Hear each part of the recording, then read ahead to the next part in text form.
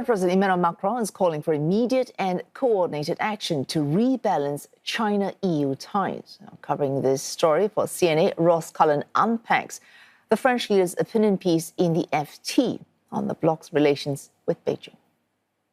Emmanuel Macron writing in the Financial Times on Wednesday. Here is the article from the French president saying that we urgently need to rebalance EU-China relations. The French leader goes on to say that rather than run the risk of a dire trade dispute, both parties have the means to level the playing field. He really does set out a very clear opinion, the French president, in this article, saying that I much prefer cooperation, but I will argue for using more protectionist measures if needs be. Some threats there for the response overall from France and the European Union towards China if there isn't more, what they would like to see, more reciprocity in opening up China's markets to trade, particularly European firms investing there. But Emmanuel Macron does have some positive ideas. He does say that I'm convinced we can establish a macroeconomic agenda that will benefit us all, but no one should be in any doubt about our willingness to use measures such as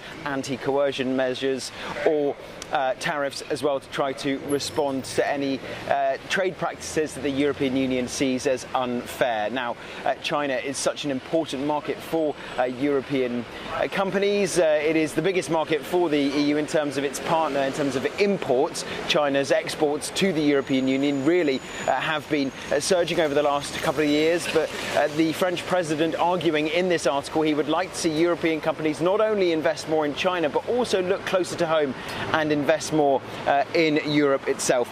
Now, the European Union does say that our economic relationship with China is critically unbalanced. There are systemic distortions which cause negative spillovers, but it does say that there is the opportunity for both sides to work closer together when it comes to trade, specifically the bilateral trade, but also dealing with the overall upheavals we've seen this year in the geopolitical system around the world. The article concludes with the French president looking ahead to next year. Now, in 2026, France will hold the rotating presidency of the G7 group of nations. The leaders' summit for the G7 will be held here in France in June. Donald Trump will be expected to attend that gathering, but it will come after his planned trip to China, where he is scheduled to hold talks with Xi Jinping in April. For CNA, I'm Cullen in Paris.